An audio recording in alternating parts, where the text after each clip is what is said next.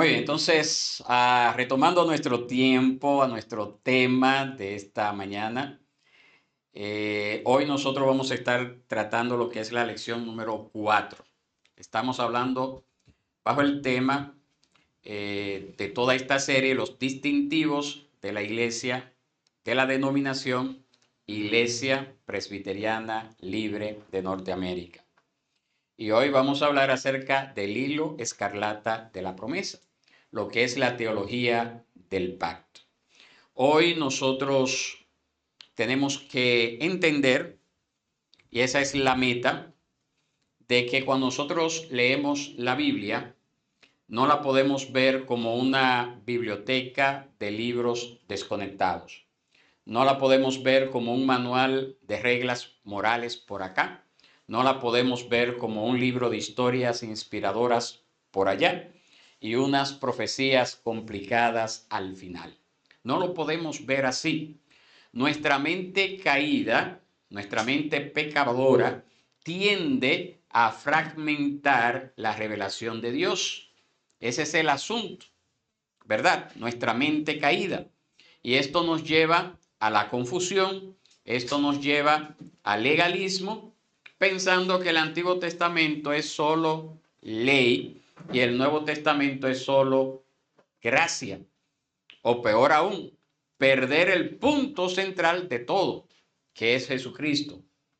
Nosotros luchamos por ver el plan consistente y unificado de Dios desde el jardín del Edén hasta la Nueva Jerusalén en el Apocalipsis. Entonces, para poder ver eso, nosotros encontramos el antídoto precisamente en lo que es la teología del pacto. La teología del pacto nos muestra a nosotros cómo existe un hilo conductor, cómo existe un hilo conductor desde el Génesis hasta el Apocalipsis. Y hace un ratito les decía que qué ocurriría con nosotros si yo tomara una novela, un libro de historia, un libro cualquiera que no estuviera enumerado y arranco las hojas y se lo entrego así desordenado.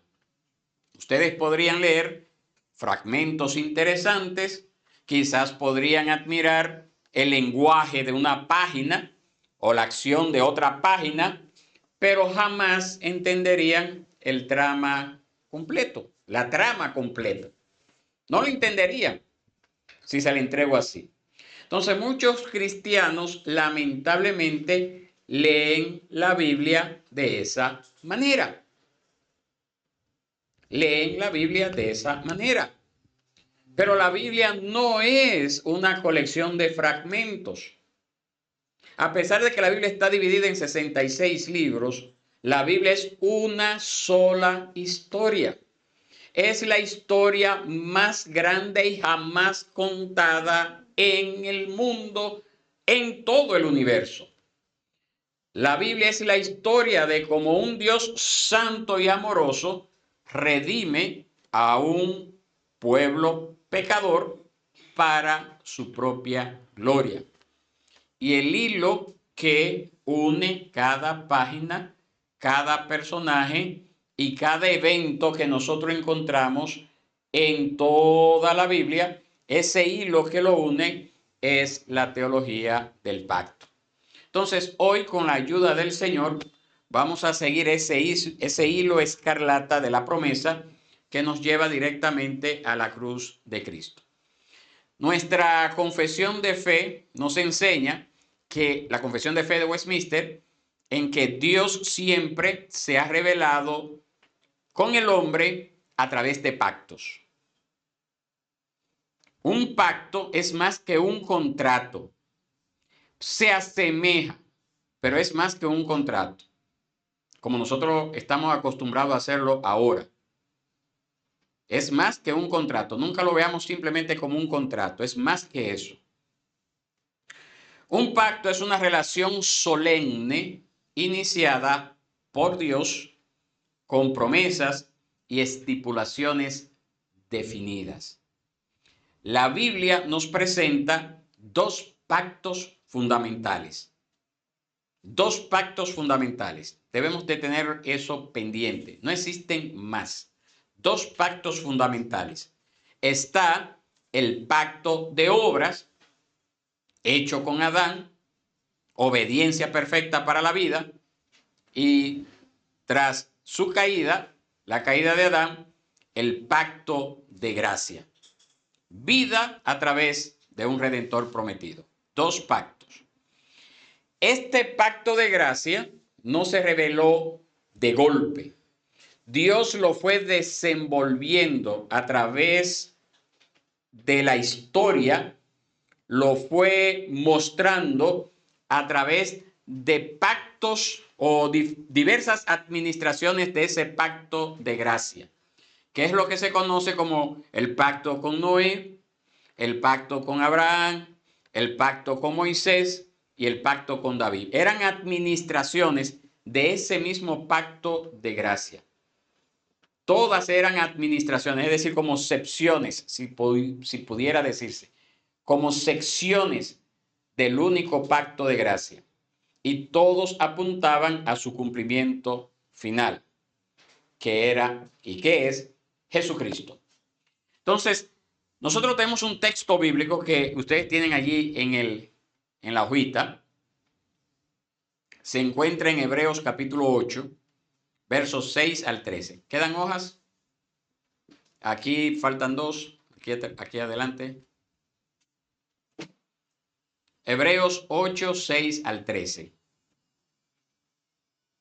Ustedes lo tienen allí, pero es bueno también que lo tengan en su Biblia y marquen eso en su Biblia. Nos dice así, desde el verso 6 hasta el verso 13. Pero ahora Jesús ha obtenido un ministerio tanto mejor, por cuanto Él es también el mediador de un mejor pacto, establecido sobre mejores promesas. Pues si aquel primer pacto hubiera sido sin defecto, no se hubiera buscado lugar para el segundo. Porque reprochándolos, Él dice, miren que vienen días, dice el Señor, en que estableceré un nuevo pacto con la casa de Israel y con la casa de Judá. No como el pacto que hice con sus padres el día que los tomé de la mano para sacarlos de la tierra de Egipto, porque no permanecieron en mi pacto, y yo me desentendí de ellos, dice el Señor. Porque este es el pacto que yo haré con la casa de Israel después de aquellos días, dice el Señor. Pondré mis leyes en la mente de ellos y las escribiré sobre sus corazones. Yo seré su Dios y ellos serán mi pueblo. Y ninguno de ellos enseñará a su conciudadano, ni ninguno a su hermano, diciendo, conoce al Señor, porque todos me conocerán, desde el menor hasta el mayor de ellos, pues tendré misericordia de sus iniquidades y nunca más me acordaré de sus pecados. Cuando Dios dijo un nuevo pacto, hizo anticuado al primero, y lo que se hace anticuado y envejece está próximo a desaparecer. Hebreos capítulo 8, versos 6 al 11. Ok. Real y efectivamente solamente está por secciones acá. No está completo en el folleto, pero ustedes lo tienen allí en su Biblia. Lo tienen allí en su Biblia. Entonces el autor de la epístola a los hebreos es claro. Dice que Cristo es el mediador de un pacto mejor, que está basado en mejores promesas. No es que el pacto antiguo, el mosaico, fuera malo. Era de Dios. Dios fue que se lo reveló al pueblo de Israel a través de Moisés. El problema no estaba en el pacto, sino en el pueblo. Y eso nos lleva a entender de que ese antiguo pacto que está haciendo referencia a Hebreos, que era una administración de ese mismo pacto de gracia, fuera insuficiente. Y por esa razón, el autor a los Hebreos dice que si el primero, ese pacto que Dios reveló a Moisés, esa administración del pacto que Dios reveló a Moisés hubiera sido sin defecto, no se necesitaría un segundo. El defecto no era la ley de Dios, porque sabemos que la ley de Dios es santa, justa y buena. Estamos de acuerdo con eso, ¿verdad? Como dice Romanos 7:12. El defecto estaba en el corazón humano. El pueblo no pudo, el pueblo del antiguo pacto de Israel, que era la representación visible de la iglesia del antiguo pacto, no pudo permanecer en el pacto. Nos dice el verso 9 de Hebreos 8, donde estamos. Las tablas de piedra de la ley de Moisés revelaban el pecado, pero no podían cambiar el corazón de piedra del pecador. La ley exigía una obediencia perfecta que nadie en el antiguo pacto ni ahora pudo cumplir. Solamente una persona. ¿Quién es esa persona? Cristo. Entonces, ¿cuál era el propósito de ese antiguo pacto? El pacto mosaico, esa administración del pacto de gracia que Dios le dio a Israel. ¿Cuál era el propósito? ¿Por qué Dios le dio a Israel esas reglas, esas leyes que nosotros hemos visto incluso en nuestro estudio de Levítico? ¿Cuál fue el fin que Dios le dio eso a Israel? ¿Cuál era el objetivo? La Biblia nos da la respuesta. La Biblia nos dice en Gálatas 3:24 que la ley era una guía. Era una guía. Era como dice la Reina Valera del 60, era un ayo que buscaba mostrarnos nuestra condición o la condición del pueblo de Dios del antiguo pacto para que ellos se vieran en su real condición de que no podían hacer nada para poder cumplir con la ley de Dios y pudieran acudir a un mediador. En este caso, Cristo. Esa era la función de la ley. Era servir de guía, de dirigir. Mira, tú quieres vivir conforme a los mandatos de Dios, tienes que hacer esto y esto y esto. Y cuando la persona reconocía y decía, no puedo hacerlo, no puedo vivir, es imposible, necesito a alguien. Necesito a alguien que ayude, alguien que vaya detrás de mí. Y esa persona es Cristo. Esa persona es Cristo. Entonces, siguiendo, estamos en Hebreo 8. A partir del verso 10, el autor de Hebreos cita un pasaje del Antiguo Testamento, que es Jeremías 31. Y a través de esta cita, el autor está mostrando que este nuevo pacto ya estaba prometido en el Antiguo Testamento. Ahí nosotros vemos una unidad.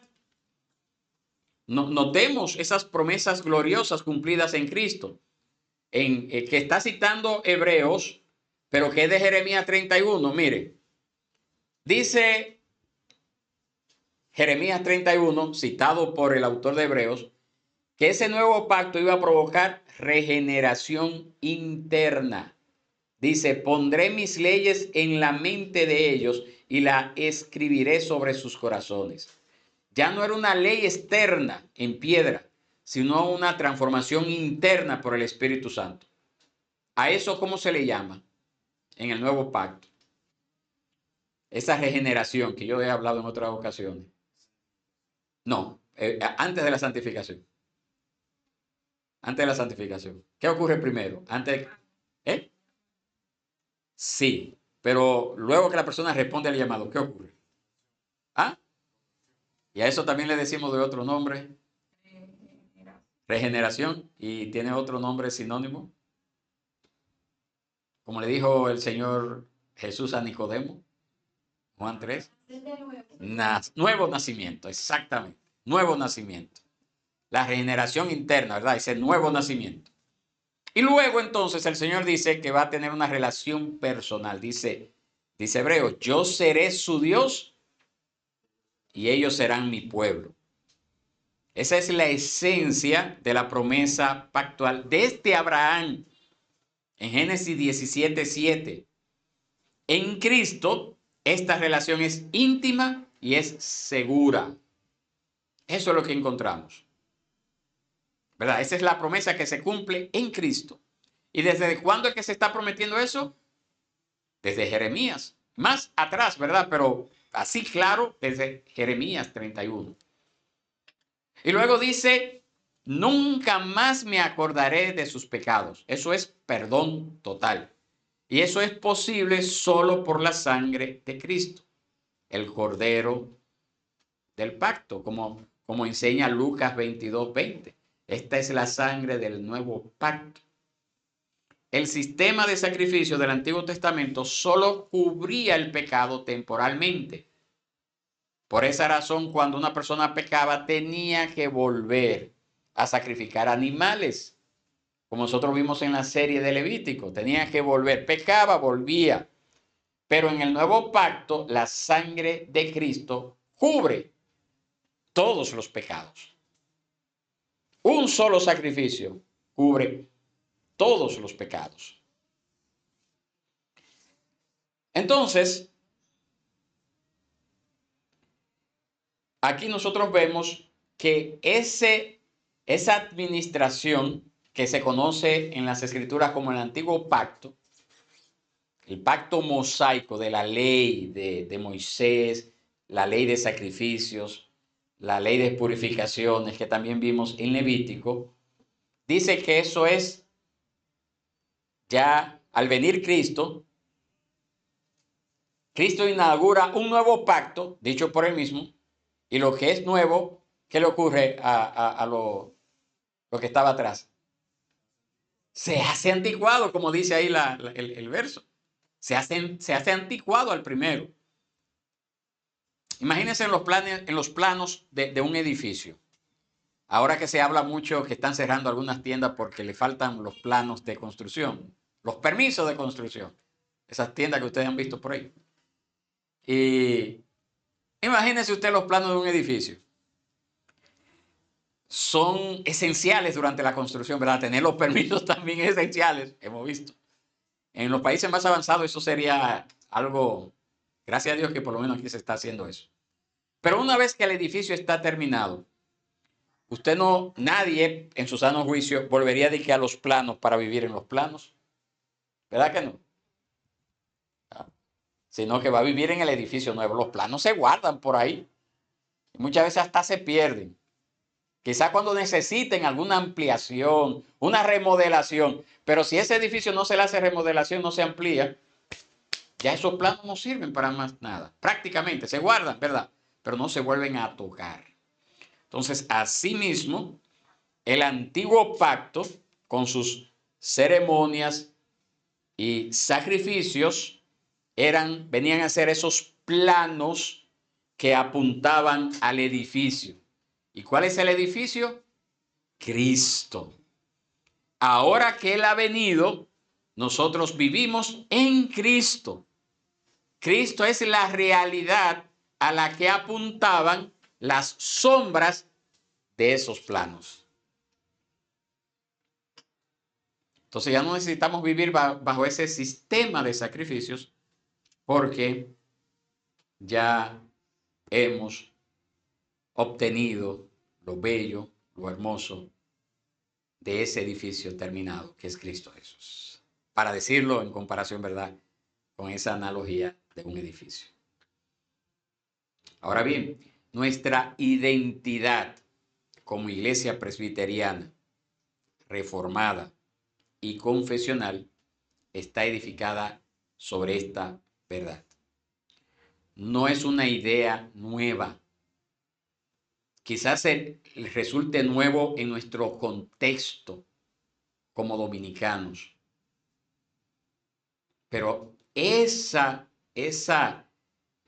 teología del pacto es el evangelio, en pocas palabras, que recuperó la reforma protestante en el siglo XVI. La Confesión de Fe de Westminster dedica todo el capítulo 7. Si usted tiene un ejemplar, y si no lo tiene y quiere uno, tenemos acá ejemplares gratuitos. Todo el capítulo 7 lo dedica al pacto de Dios con el hombre. Allí dice que el primer pacto fue hecho con el hombre, fue un pacto de obras, es decir, con el hombre Adán. Pero el hombre por su caída, habiéndose hecho incapaz de la vida por ese pacto, el Señor se agradó en hacer un segundo comúnmente llamado el pacto de gracia. Eso enseña la Confesión de Fe de Westminster, capítulo 7, específicamente esto que le mencioné, la sección 2 y 3. Este pacto de gracia es uno y el mismo en sustancia a través de todas las épocas. Desde el momento en que cayó Adán, allí Dios comenzó a manifestar, a revelar ese pacto de gracia. Ese pacto de gracia que fue administrado de manera diferente. Fue administrado de manera diferente con Noé en su época, con Abraham, con Moisés, con David. Pero era el mismo pacto de gracia que iba siendo revelado y ampliada esa revelación de lo que Dios había revelado en la primera parte. ¿Me entienden? ¿Van conmigo? Nuestro librito, apartado para el Evangelio, que es un libro que yo tengo que compartirle, pero en físico más adelante, pero se lo compartí, ustedes lo tienen en el grupo, se lo compartí un ejemplar en PDF. Ese librito enfatiza que somos una iglesia centrada en la predicación del Evangelio. Y esto es posible solo porque nosotros entendemos que desde Génesis 3:15, la Biblia entera es un libro sobre Jesucristo y la redención que Él provee. Un solo libro sobre Jesucristo. Ahí, desde Génesis 3:15.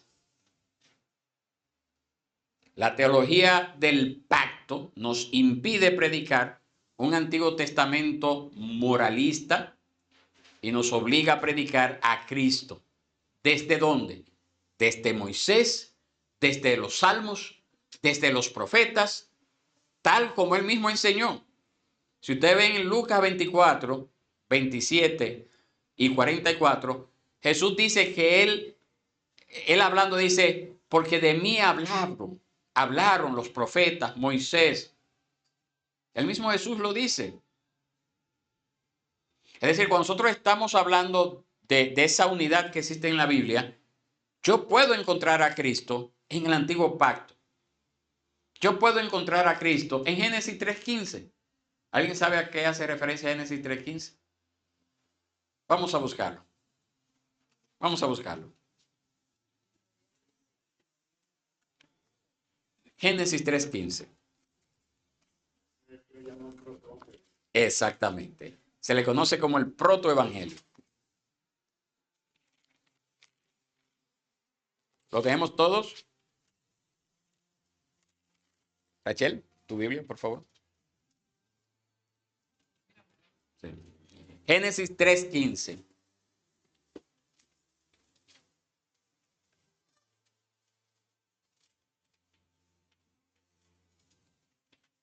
Dice así: pondré enemistad entre tú y la mujer, y entre tu simiente y su simiente. Él te herirá en la cabeza y tú lo herirás en el talón. ¿Dónde está Cristo allí? ¿Ah? ¿Dónde está Cristo allí? Vamos a ver. Cristo es la simiente. ¿La simiente de quién? ¿Qué es una simiente? El hijo. ¿Cuál hijo? El hijo que vendría de Adán y Eva. No está hablando de las simientes en plural, es singular. La simiente está apuntando a una simiente, a un hijo que vendría. Y ese es Cristo Jesús. Y dice que la simiente de Adán heriría en la cabeza a esa serpiente antigua, que nos dice Apocalipsis que esa serpiente antigua es Satanás. ¿Y cómo heriría, cómo aplastaría la cabeza, como dice la otra versión? ¿Cómo aplastaría la cabeza de esa serpiente antigua que es Satanás? Cuando él murió y resucitó. Allí pisoteó allí venció a esa serpiente antigua que es Satanás. Satanás fue vencido en la cruz del Calvario. Ahora bien, mis hermanos, muchos de nuestros hermanos evangélicos en República Dominicana son dispensacionalistas, que es una, ¿cómo le digo? Es una doctrina desviada un poquito. No es una herejía, no es una herejía, no la veo como una herejía, pero no es acorde a la revelación de las Escrituras. Y muchos de nuestros hermanos evangélicos son dispensacionalistas. Y nosotros amamos a estos hermanos y su celo por el Señor.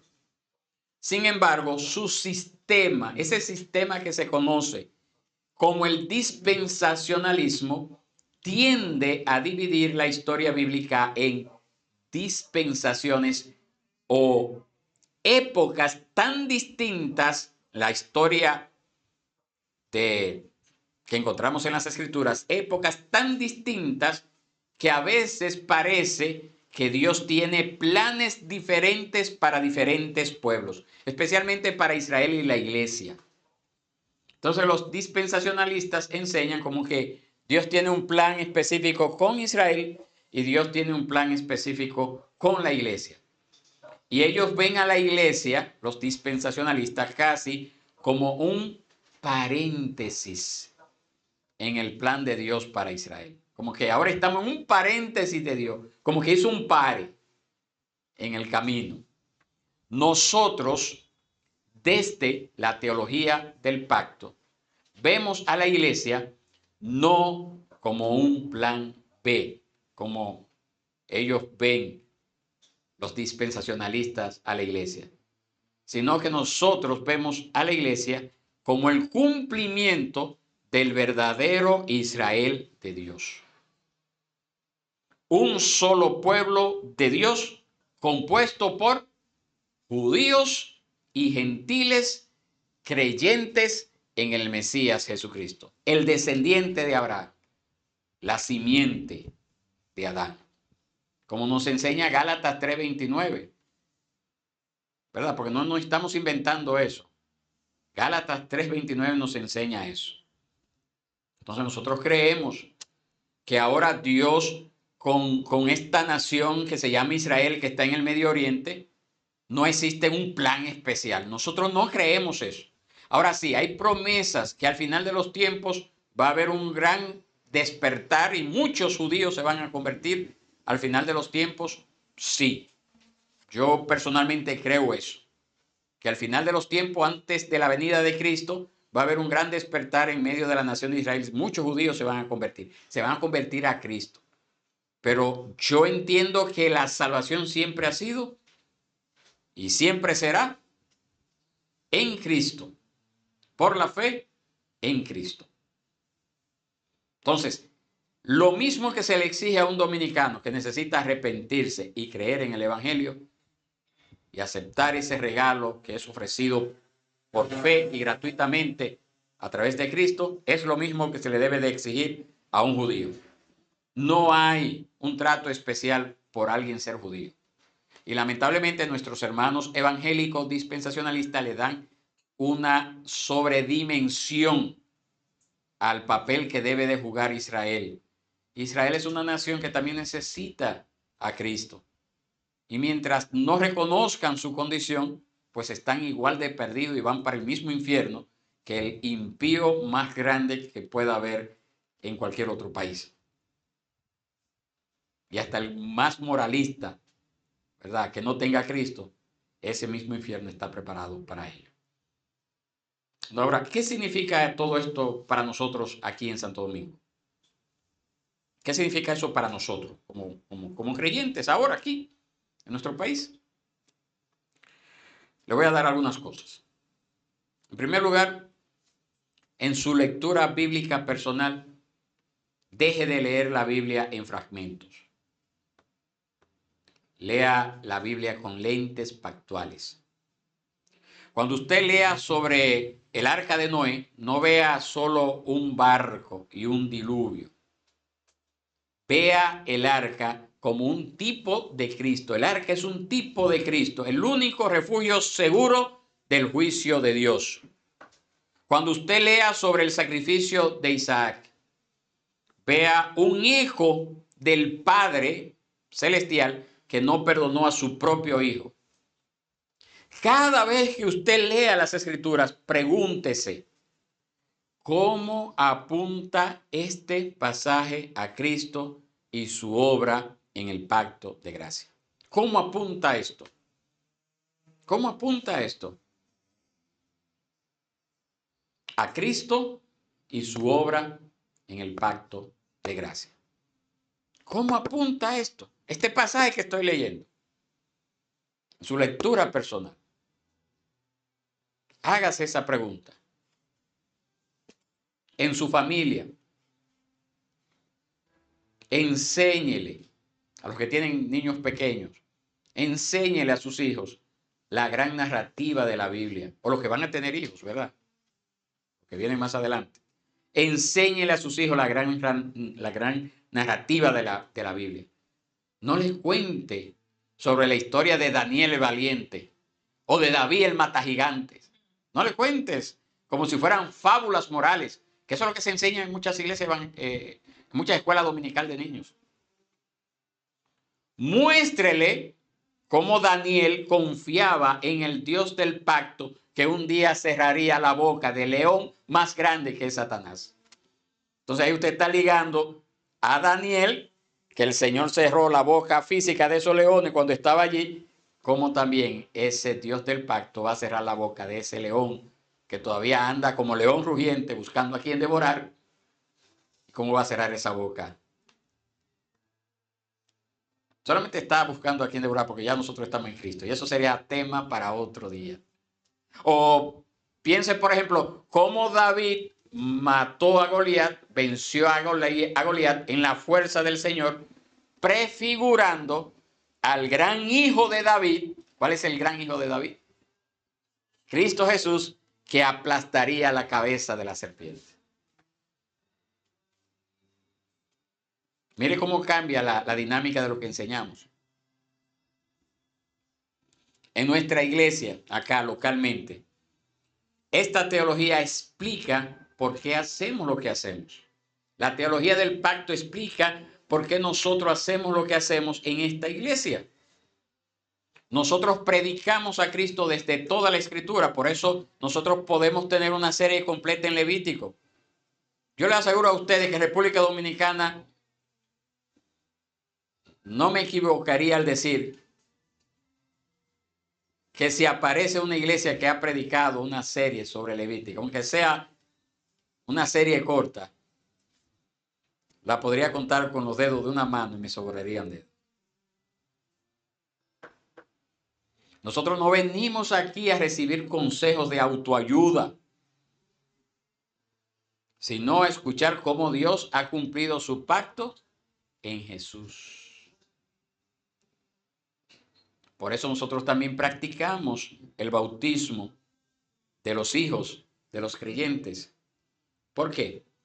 Porque así como en el antiguo pacto, la señal del antiguo pacto, la circuncisión, se aplicaba a los niños de la comunidad del pacto, en el nuevo pacto, la señal del bautismo se aplica también a los hijos de la familia del pacto, que es la iglesia.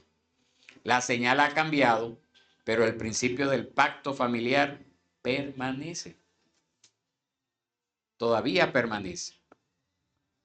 Es una marca de la promesa de Dios para nuestros hijos. Entonces, mis hermanos, debemos de entender que la fidelidad de Dios es el ancla de nuestra alma. Desde que Adán y Eva pecaron, Dios no improvisó. Dios no improvisó. Dios puso en marcha un plan actual que había decretado desde la eternidad pasada. Él siguió ese hilo escarlata de la promesa a través de patriarcas, profetas y reyes, una promesa que se hizo carne, se hizo cumplimiento total en Cristo. Tu salvación no es un accidente, no fue por casualidad que el Señor me salvó. Es el resultado de un pacto eterno, sellado con la sangre del Hijo de Dios. Entonces la invitación es a descansar en eso, a alegrarnos en eso, a leer la Biblia con un gozo renovado, viendo en cada página el rostro de nuestro Salvador, el fiel Dios del pacto. Amén. Entonces, mis hermanos, ustedes tienen allí en el librito, perdón, en la hojita, ustedes tienen allí un pasaje para memorizar, que es Génesis 17:7.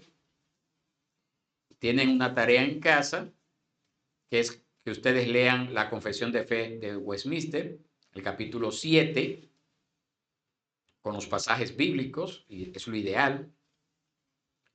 Y tienen un devocional, que esta semana ustedes cojan un salmo, cualquiera de los salmos, que usted lo lea y que usted anote en un cuaderno 2 o 3 maneras en que las palabras del salmista apuntan a los sentimientos, la obra o la persona de Jesús, nuestro Rey del Pacto. ¿De qué forma apuntan a Jesús? Tomar un salmo y anotar en un cuaderno 2 o 3 maneras en que las palabras del salmista bien pueden apuntar a los sentimientos, la obra o la persona de Jesús. Esa es una tarea que no tiene puntuación ni evaluación, pero que les va a ayudar mucho. Le va a ayudar mucho en su crecimiento espiritual, principalmente. Entonces, vamos a dejarlo hasta acá, mis hermanos, y le voy a hacer algunas preguntas, y si ustedes tienen preguntas también lo pueden hacer. Vamos a terminar la grabación y vamos a dar espacio para esas preguntas.